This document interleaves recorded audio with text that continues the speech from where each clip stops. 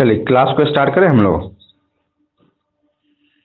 एक बार आप लोग साउंड को चेक करके बताइएगा कि साउंड वगैरह क्लियर है। उसके बाद में हम क्लास को शुरू करते हैं। आप लोग एक बार कमेंट करके बताइए।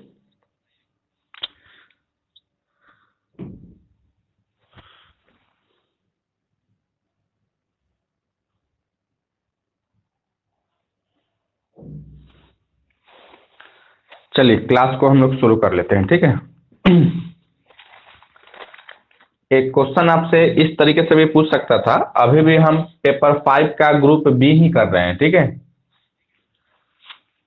एक क्वेश्चन आपसे ऐसे पूछ सकता था कि सो दैट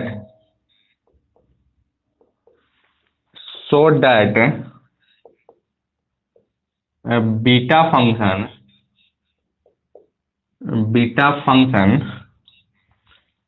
इंटीग्रेशन फ्रॉम 0 से 1 x के power m-1 into 1 minus x का whole power n-1 dx exist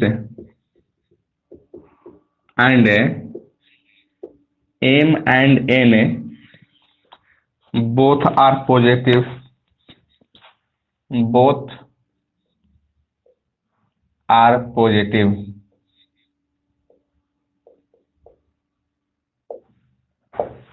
ठीक है। एक ऐसे भी क्वेश्चन आपसे पूछ सकता था, क्योंकि कन्वर्जेंस ऑफ बीटा फंक्शन जो है ना 2021 में पूछा गया है, ठीक है। तो हो सकता है कि बीटा फंक्शन से रिलेटेड यह क्वेश्चन आपसे पूछ दे, ठीक है। कि आप शो कीजिए कि इसका जो वैल्यू जो है ना वह एग्जिस्ट कर रहा था, ठीक है। और जहां m और n क्या है, आपको पॉजिटिव नंबर है या पॉजिटिव है, ठीक है। तो आइए हम इस क्वेश्चन को कैसे करेंगे इस पे हम लोग बातें कर लेते हैं, ठीक है। देखिए बीटा फंक्शन या गामा फंक्शन जो है ना, यह एक विशेष प्रकार के जो है ना इंटीग्रेशन है, ठीक है। यह स्पेशल टाइप ऑफ इंटीग्रेशन है, ठीक है। सबसे पहले आप लोग यहां से लिखिएगा वी नो डैट, ठीक है। बीटा फंक्शन को हम इस तरीके से लिखते हैं, या कैपिटल बीटा है, ठीक है। बी नहीं समझिएगा, कैपिटल बीटा है जो कि बी जैसा ही रहता है। mn इक्वल टू होता है 0 से लेकर 1 x के power m-1 into 1 minus x का whole power n-1 into dx, ठीक है। यही आपका बीटा फंक्शन हो जाता है, ठीक है।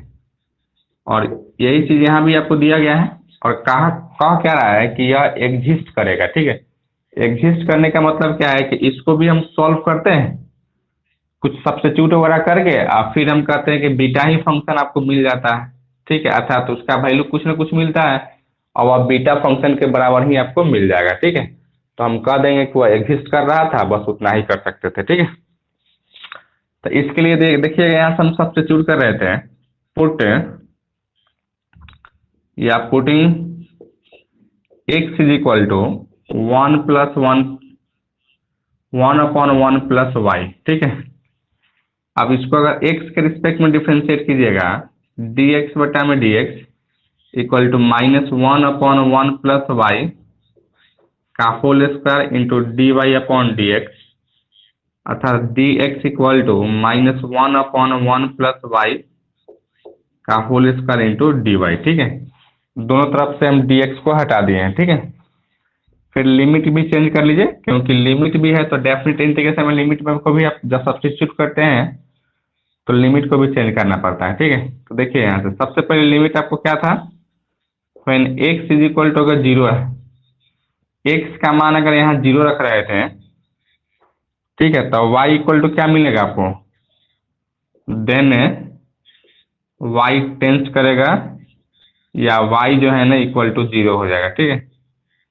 Sorry y equal to infinity हो जाएगा, 0 नहीं। उसी तरह से यहाँ से when x is equal to अगर 1 रखिएगा, देन वाई इक्वल टू आपको 0 मिलेगा। ठीक है, कैसे? क्योंकि वाई के जगह पर यहाँ क्या रखोगे, सॉरी एक्स के जगह पर 1, तो 1 इक्वल टू 1/1 प्लस वाई, यानी 1 प्लस वाई इक्वल टू 1, तो 1 से 1 कटेगा तो वाई इक्वल टू 0 मिल जाएगा। उसी तरह से अगर यहाँ 0 रखते हैं, क्या लिखोगे, 0 इक्वल टू 1/1 प्लस वाई, अर्थात 1 प्लस वाई इक्वल टू 1/0, यानी 1 plus y equal to infinity, तो y equal to infinity minus 1, अर्थात इन्फिनिटी लिख सकते थे। ठीक है, तो अगर x का मान अगर 0 रख रहे हैं तो y का वैल्यू ऑफ इन्फिनिटी, x का मान अगर 1 रख रहे हैं तो y का वैल्यू 0 मिल रहा था। ठीक है, और कैसे मिल रहा था, यहाँ से इसी में हम रख के देखे थे। ठीक है अच्छा, फिर आइए यहाँ से from equation 1 beta M N equal to, देखिएगा लिमिट को चेंज कर रहे थे, x का मान 0 था तो वह इन्फिनिटी, और यहाँ 1 था तो 0 आ गया। ठीक है, फिर यहाँ देखिए x के जगह पर वैल्यू पुट कीजिएगा, क्या लिखोगे, 1/1 प्लस वाई का whole power m-1 into 1 minus x के जगह फिर यही बात रखिएगा, 1/1 प्लस वाई का होल पावर n-1, और dx के जगह पे क्या लिखोगे यहाँ से, -1/1 प्लस वाई का होल स्क्वायर इंटू dy लिख सकते हैं। ठीक है, फिर आप इसको आगे बढ़ाइए, देखिएगा एक चीज और, माइनस इन्फिनिटी से लेकर 0, 1/1 प्लस वाई का होल पावर m-1 इंटू इसका एलसीएम लीजिएगा, तो y प्लस 1 प्लस वाई और माइनस का 1, तो 1 से 1 कटेगा नहीं, तो क्या बचेगा यहाँ से, y/1 प्लस वाई का होल पावर n-1 और -1/1 प्लस वाई का होल स्क्वायर इंटू dy लिख सकते हैं। ठीक है, फिर आप इसको आगे बढ़ाइए, यहाँ से beta M N equal to integration from -minus infinity से लेकर 0, और इसको अलग अलग कर लीजिए, 1/1 प्लस वाई का होल पावर m-1 इंटू, इसको भी फ्रैक्शन अलग अलग कीजिएगा, पावर तो y के पावर n-1 बटा में 1 प्लस y का होल पावर n-1 लिख सकते थे, और इसको एज इट इज करते हैं इंटू -1/1 प्लस वाई का होल स्क्वायर इंटू dy लिख रहे थे। ठीक है, अच्छा अब नीचे में देखिए सबका बेस सेम है, पावर ऐड हो जाएगा। ठीक है, अब माइनस में इससे गुना कीजिएगा तब -y के पावर n-1 बटा में 1 प्लस वाई का whole power m-1 plus n-1 plus का 2 dy, और यहाँ से इन्फिनिटी से लेकर 0। ठीक है, फिर यहाँ से आप लिख सकते हो इन्फिनिटी से लेकर 0 माइनस वाई के पावर n-1 बटा में 1 प्लस वाई का whole power m plus n। देखिएगा यहाँ से यह माइनस है, इस माइनस को हटाने के लिए हम लोग क्या कर सकते थे, लिमिट चेंज कर देते हैं। ठीक है, जानते हैं ना कि प्रॉपर्टी में हम लोग पढ़े हैं कि अगर a से लेकर b f ऑफ x रहे dx रहे, तो जैसे लिमिट अगर हम चेंज करते हैं, यानी b से लेकर a लिखते हैं, तो यहाँ माइनस लगाना पड़ता है, अर्थात हम कह सकते हैं तो माइनस को अगर हटाएंगे तो यहाँ लिमिट को चेंज करेंगे। ठीक है, क्या लिखोगे आप यहाँ से, 0 से लेकर इन्फिनिटी और y के पावर n-1 बटा में 1 प्लस वाई का होल पावर m प्लस का n हो जाता है। ठीक है, अच्छा एक चीज हम लोग जानते हैं, प्रॉपर्टीज ऑफ बीटा फंक्शन से, अगर आप नहीं जानते हैं तो उसको आप लिख लीजिए, लिख सकते थे। देखिए हम लोग यह बात जानते थे कि इंटीग्रेशन फ्रॉम 0 से इन्फिनिटी x के पावर m-1 बटा में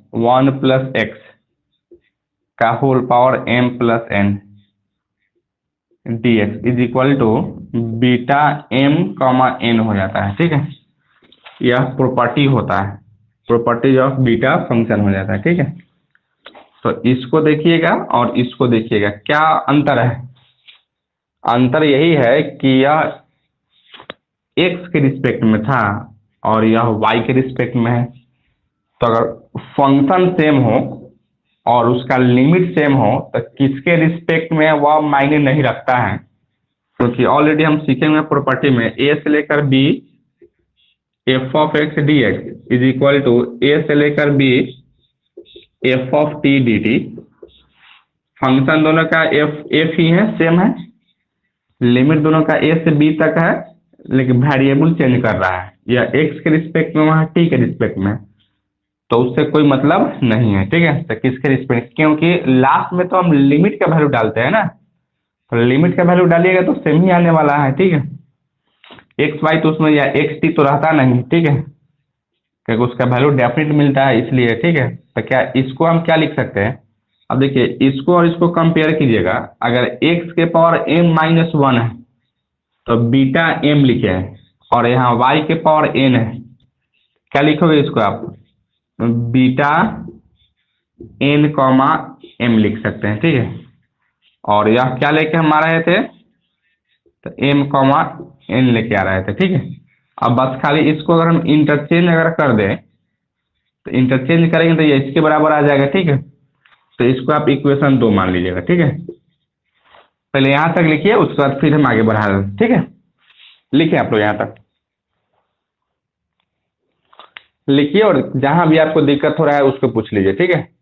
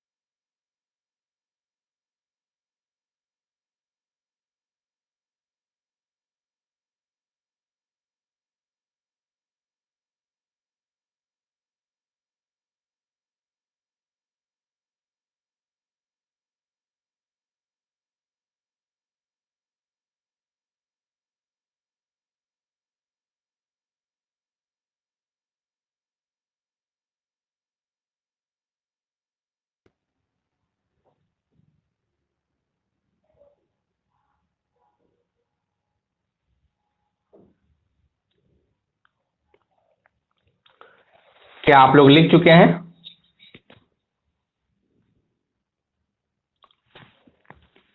क्या आप लोग इसको लिख चुके हो?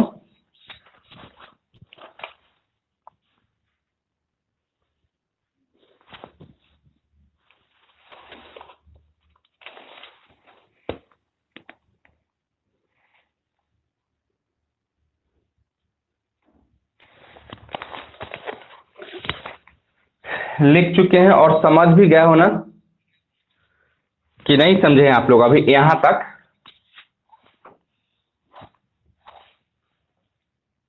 मिटा दे इसको ना।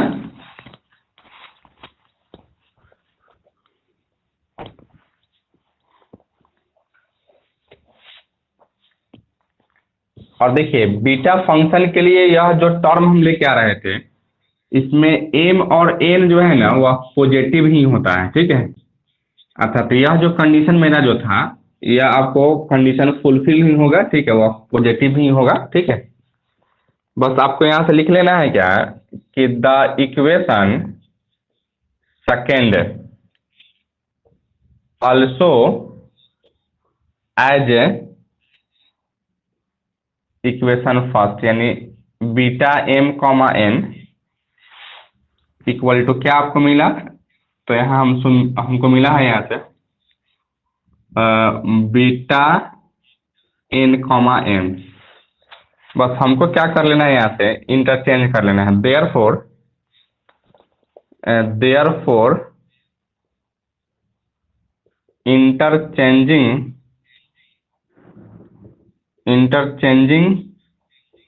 M and N in equation second, ठीक है। वी हैव, जैसे अगर इसको इंटरचेंज करते हैं तो यहाँ से हमको मिलता है beta M comma N is equal to 0 से लेकर इन्फिनिटी और y के पावर m-1 अब बटा में 1 प्लस वाई का whole power m plus n, ठीक है। और यही आपका क्या हो गया, तो एग्जिस्ट कर गया, ठीक है। इतना ही चीज आपको करना था, ठीक है। यही मेरा आंसर हो जाता। लिख लीजिए आप लोग इसको।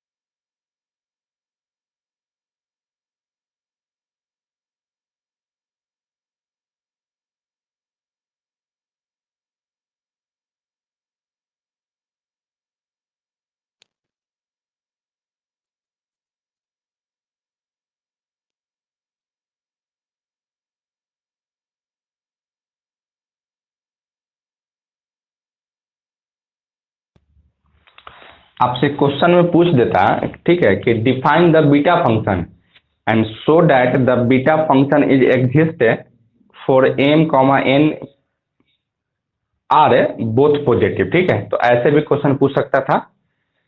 तो बीटा फंक्शन का भी हम लोग एक लाइन का डेफिनेशन उसको लिख लेते हैं, ठीक है। यहाँ से लिखेंगे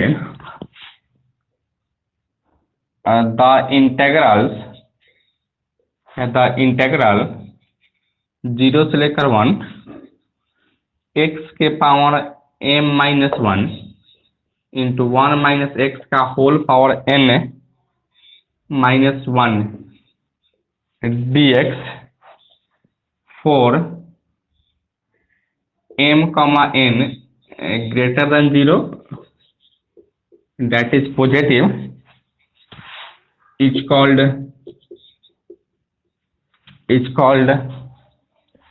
बीटा फंक्शन। ठीक है, it is denoted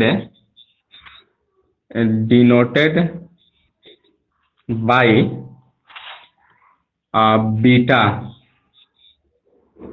m, n, that is a beta function m, n equal to 0 से लेकर 1 एक्स के power m-1 into 1 minus x का whole power n-1 into dx। ठीक है, यही आपका बीटा फंक्शन का क्या है, डेफिनेशन है। ठीक है, आप लिख लीजिए, जहाँ m, n क्या है, ग्रेटर देन 0 है, इसका मतलब क्या है, वह पॉजिटिव रहा होगा। ठीक है, लिख लीजिए आप, यही बीटा फंक्शन का डेफिनेशन है।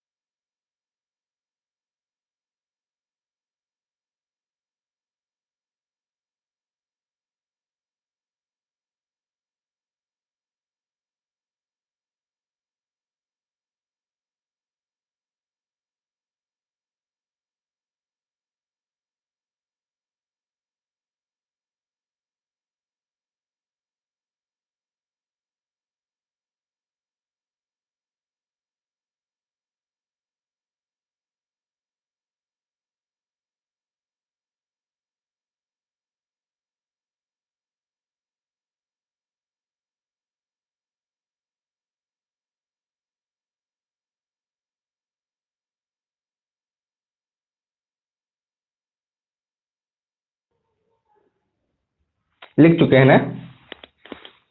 एक और क्वेश्चन आते हैं जो कि क्वेश्चन बैंक का ही क्वेश्चन है। ठीक है, उसको भी हम बताते हैं कि कैसे उसको प्रूफ करेंगे।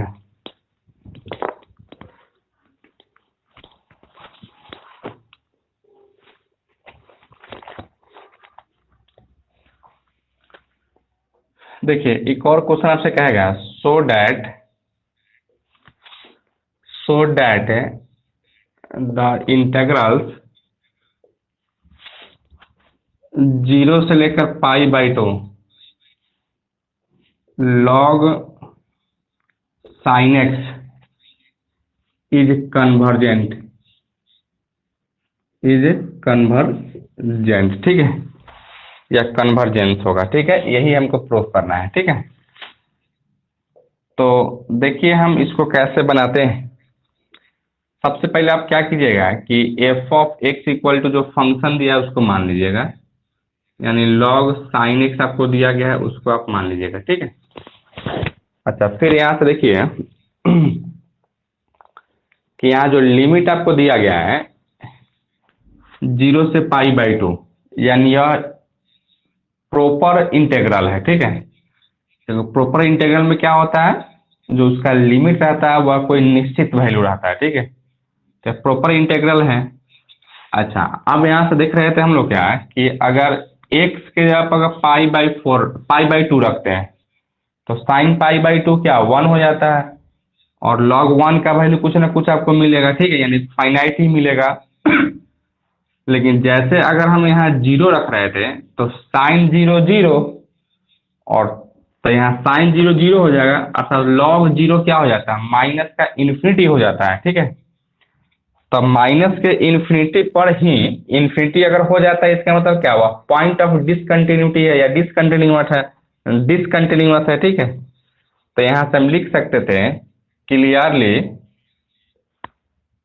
Zero is the only point of A infinite discontinuity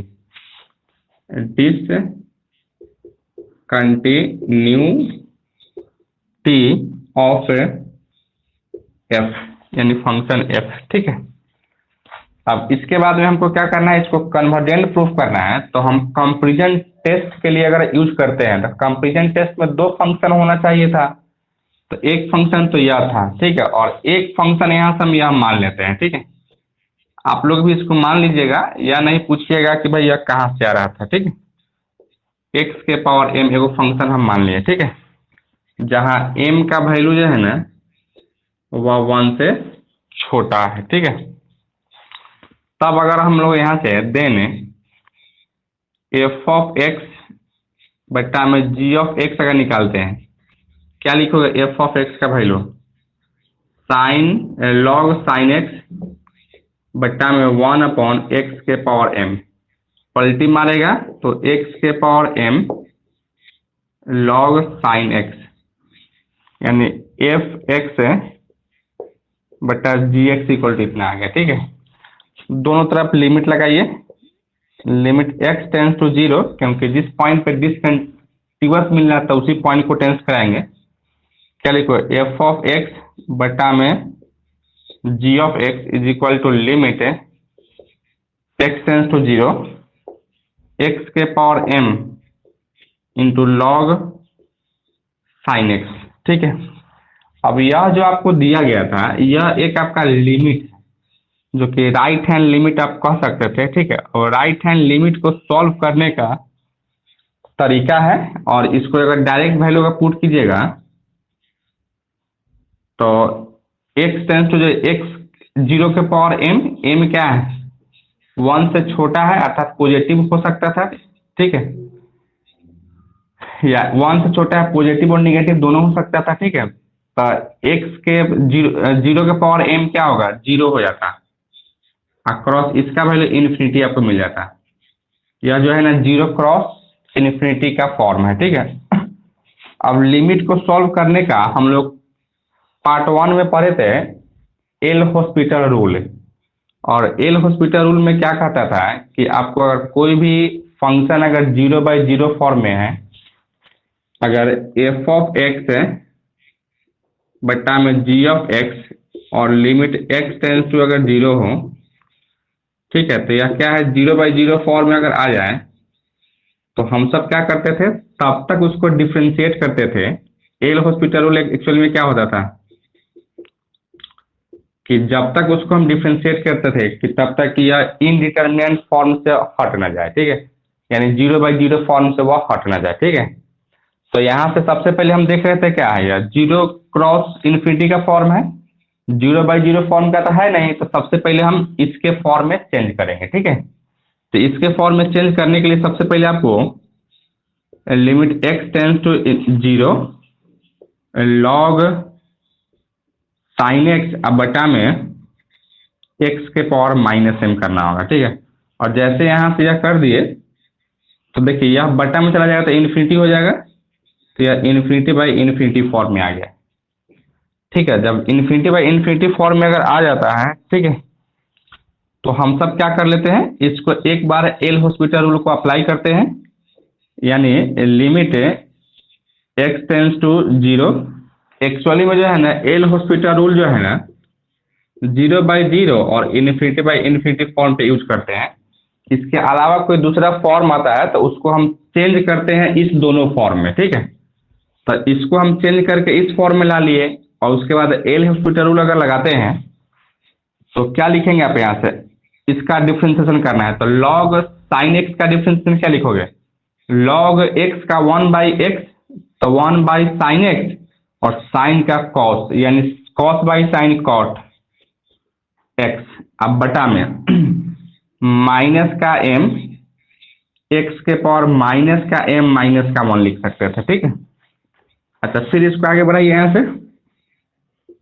limit X tends to zero F of x बटा में जी ऑफ एक्स इक्वल टू, अब देखिए इन्फिनिटी बाई इन्फिनिटी फॉर्म में था ना, तो इसको जीरो बाई जीरो फॉर्म में लाते हैं, ठीक है। तो इस चीज को नीचे वाला को ऊपर लेके जाओ और ऊपर वाला को नीचे लेके आओ, ठीक है। एक्स के power minus M minus one को ऊपर लेके जाओगे, क्या लिखो, एक्स के power plus M plus one बटा में माइनस एम तो एज इट इज रहेगा और कॉट को नीचे लाओगे तो टेन हो जाता, ठीक है, टेन एक्स। और यह आप देखिएगा तो जीरो बाई जीरो फॉर्म में आ जाता है, ठीक है। क्योंकि इसका भी वैल्यू जीरो और टेन जीरो जीरो हो जाता है, तो जीरो बाई जीरो फॉर्म में आ गया। अब जीरो बाई जीरो फॉर्म में जैसे आया तो इसको हम क्या करेंगे, फिर से इसको हम एक बार और एल हॉस्पिटल रूल का यूज करने वाले हैं, ठीक है। तो क्या होगा यहाँ से, m plus one into x के power m plus one minus का वन बटा में माइनस का एम और टेन का डिफ्रेंसिएशन क्या हो जाता है, सेक स्क्वायर एक्स हो जाता है, अर्थात एम प्लस वन फिर एक्स के पावर एम बटा में माइनस का एम इंटू सेक स्क्वायर, क्या लिखोगे, सेक स्क्वायर एक्स लिख सकते हैं, ठीक है। और यहाँ शायद छूट गया है लिमिट, ठीक है। तो यहाँ से आप लोग लिमिट लगा लीजिएगा, एक्स टेंस टू जीरो, यहाँ भी लिमिट छूट रहा था, यहाँ भी एक्स टेंस टू जीरो, यहाँ भी आप लगा लीजिएगा limit X tends to zero, ठीक है। अच्छा अब यहाँ देखिए वैल्यू रखते हैं इसमें, इसमें जब वैल्यू रखोगे तो यहाँ से क्या लिखोगे, यह तो जीरो होगा, जीरो में इससे गुना करेंगे सब जीरो हो जाएगा, ठीक है। अब बट्टा में माइनस का एम और sec square zero, sec square zero one हो जाता है, तो वन में एम से गुना कीजिएगा तो क्या होगा, माइनस का एम इक्वल टू जीरो होगा, अर्थात limit X tends to zero F of X बट्टा में जी ऑफ एक्स, और यह एक फाइनाइट वैल्यू आपको मिला, ठीक है, फाइनाइट वैल्यू मिला, ठीक है। तो अब हम क्या करने वाले हैं, इस पे डिपेंड करेगा कि फंक्शन जो है ना कन्वर्जेंट होगा कि डाइवर्जेंट होगा, ठीक है। पहले आप लोग यहाँ तक लिखिए, उसके बाद फिर हम आगे बढ़ाते हैं, ठीक है। लिखिए आप लोग यहाँ तक।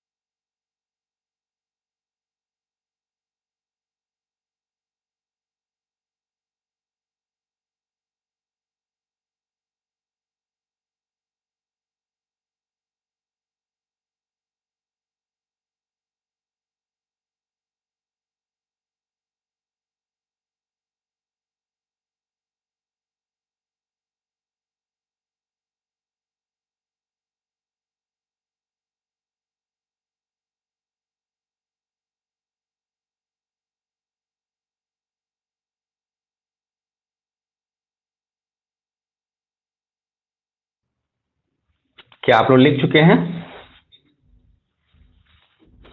क्या आप सभी लोग लिख चुके हो?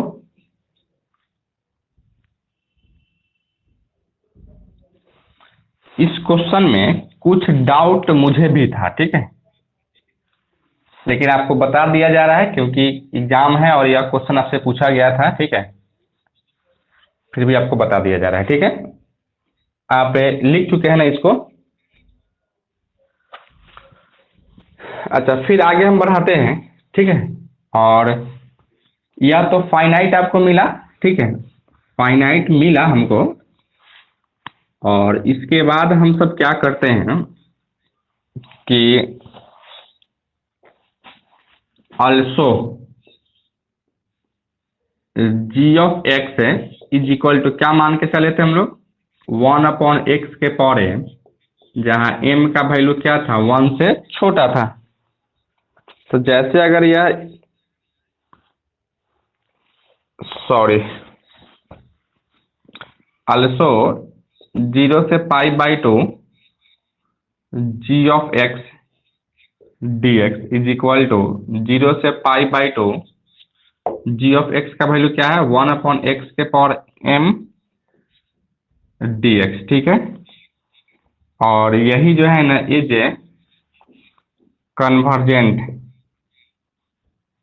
कन्वर्जेंट है इफ m का मान 1 से छोटा होता है। यह m का मान अगर 1 से छोटा होता तो हम कहते क्या कि यह जो है ना फंक्शन या जी ऑफ एक्स जो लेके चले वह कन्वर्जेंट हो जाता, ठीक है। और जैसे ही अगर यह कन्वर्ट हो जाता, therefore by comparison test, comparison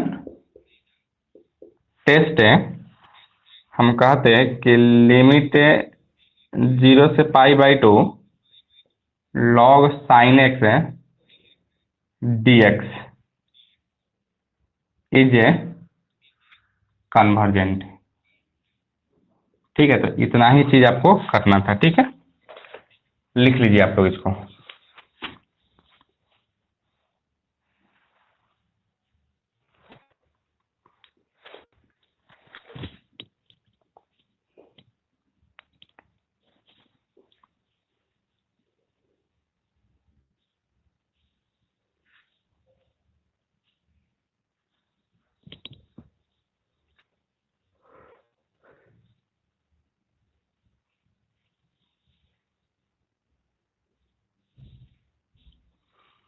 क्या इतना करने के बाद में ग्रुप ए से एक क्वेश्चन बनेगा या नहीं बनेगा?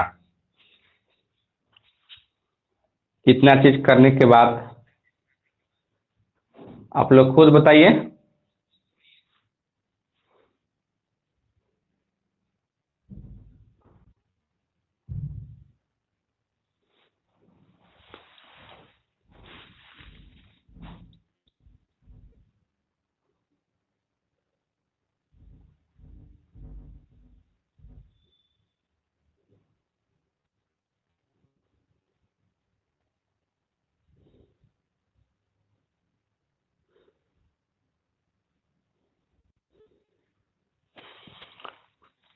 क्वेश्चन में तो मेथड भी तो नहीं ना कह रहा है तो इस मेथड का आपको यूज करना है। प्रैक्टिस से आपको पता चलेगा कि प्रैक्टिस आप कीजिए कि भाई इस क्वेश्चन को ऐसे हम बनाए थे, यहाँ भी वैसे ही हम बना लेंगे। क्वेश्चन में तो कोई मेंशन नहीं कर रहा था ना कि किस मेथड से आपको बनाना है। अगर सेम ही क्वेश्चन अगर पूछ देता है एग्जाम में, फिर वहाँ मेथड्स खोजने जाएंगे हम? प्रैक्टिस कर ले रहेंगे, जाके बना देंगे।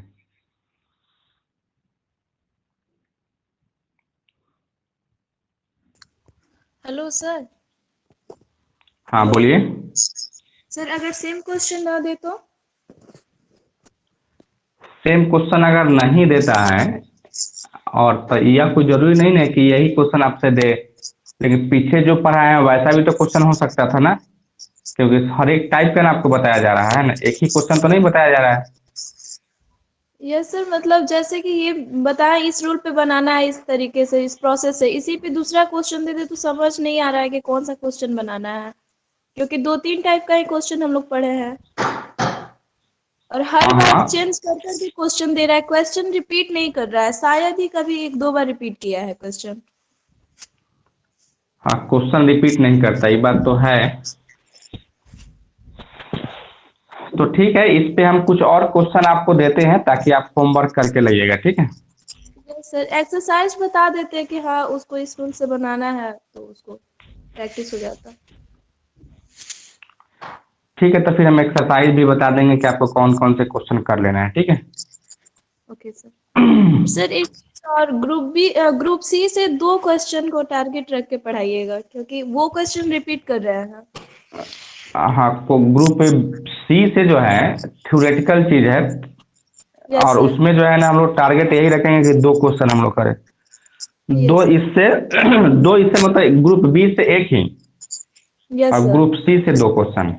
उसमें यस क्वेश्चन रिपीट कर रहा है, और साथ ही साथ जो है ना फिक्स थ्योरेटिकल क्वेश्चन चीज आ है रहा जो कि है। हर एक अल्टरनेट ईयर में पूछा ही जा रहा है, ठीक है। Yes sir. तो उसको हम 2 क्वेश्चन को बताएंगे, ठीक है, और वह कल से ही हम शुरू करेंगे। तो आज के क्लास में हम इतना ही रखते हैं, ठीक है। फिर हम लोग मिलते हैं कल सेम टाइम पे, रात में 8 बजे ही, ठीक है। और जिनके यहाँ पेमेंट ड्यूज है वह पेमेंट भी करवा दीजिए। बहुत सब बच्चे का लगभग हो गया है, 1-2 बच्चे ही हैं जिनका अभी तक पेमेंट नहीं हुआ है, तो पेमेंट करवा दीजिए, ठीक है। ओके, फिर मिलते हैं हम लोग कल, ठीक है। Okay, bye.